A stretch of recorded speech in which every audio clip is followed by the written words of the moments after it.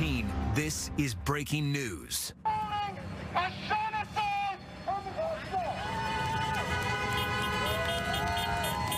And we start with breaking news at this hour. This is the scene. Pro-Palestine protesters have blocked access to Sea-Tac Airport.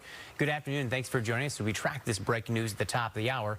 I'm Matthew Smith. I'm Hannah Kim. The unlawful blockade has been going on for about an hour now, and travelers trying to get into the airport, they are stuck. So we want to get right to our Shira Matsuzawa, who is on the scene. Shira, what are you seeing? What can you tell us? Yeah, as you can see behind me, there's still quite the scene out here. Those protesters blocking the freeway here, the entryway really into the airport. You can see there's lines and rows of cars here. Police are here as well. It all started around 2:30 today, but just moments ago we've seen people, police, arresting these protesters. And then there was also tow cars here, tow trucks here rather. They were towing the cars, blocking the area here. And right now I'm going to bring in the spokesperson for the SeaTac International Airport here, Perry Cooper, because Perry, you were telling me earlier that you weren't even aware that this was going to happen, right? No, we didn't have any indication that this was going to happen. We do know, though, and had known from some intelligence that had been going around the country, that there was an idea that these types of protests could be coming today, here on April 15th. We know earlier this morning that the airport in Chicago at O'Hare had a similar type of protest that happened as well, too. So our folks have been preparing for this over the last several months. And in fact, we've actually had a tabletop situation where we worked with our stakeholders to practice how would we respond, or to plan how would we respond in a situation just like this. Obviously, we're seeing rows of cars here, people trying to get into the airport. What do you want folks to know who maybe have a flight and they're trying to make their flight right now? So folks that are traveling right now, we want to encourage them to find alternate ways, because the drive is completely closed at this point. It's closed even the lower and upper drive, so it's north of that split that we call it. So if you can come in here through the light rail station, that would be great, or if you can get in through the south end of the airport entrance. So basically that's on International Boulevard on 182nd Street. Folks can drive into the garage there, get in, drop their folks off, or pick their folks off from that from any of the floors there in the garage, and then exit from there.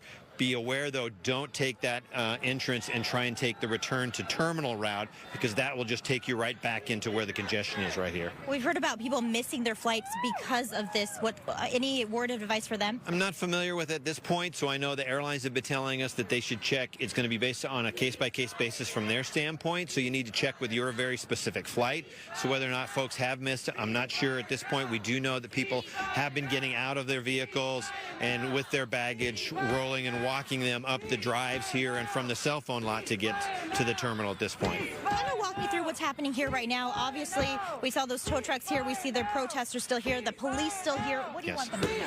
So again, this is a response that, like I say, we've worked on these types of situations, and we're working to try and safely relieve this congestion that's out here. So if you've seen already, we've had multiple tow trucks that have responded. We've brought them in from Air Cargo Road, which is just to the west side of the expressway here. They've come up from the south to take out those vehicles, and then our police responders are responding appropriately in the safest manner we can to try and remove the protesters that are sitting as well, too, and try and get this cleared up and get people back and moving into the drives. All right, Perry Cooper, thank you so much for your time. We appreciate it.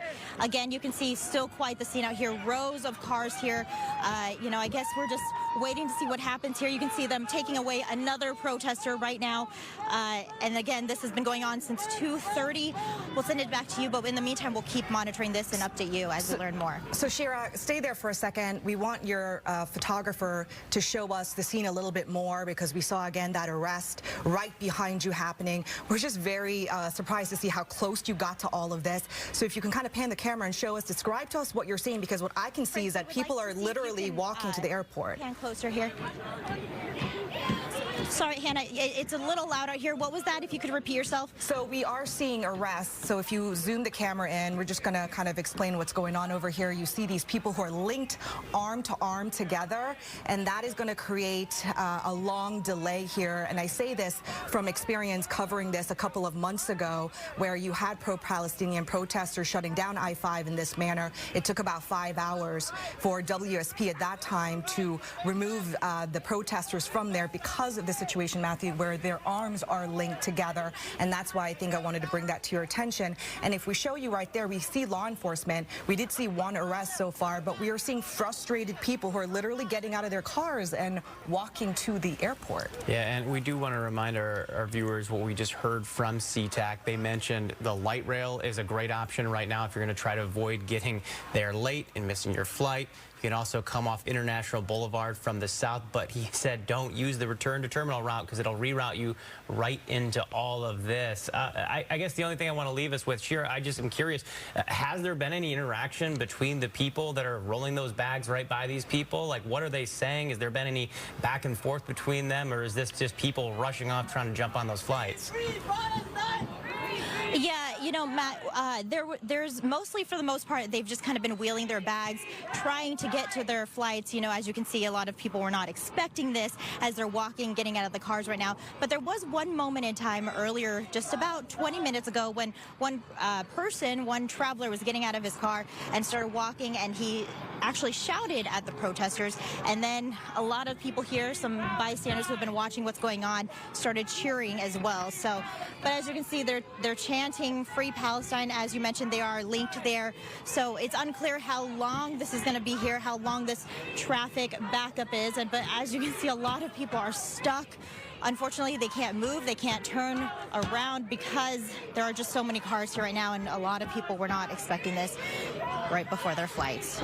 Shira, thanks so much. And of course, we will be talking more about what's going on with Palestine, with Israel later on in our show. Trey Yingst has a report in just about 15 minutes. Meanwhile,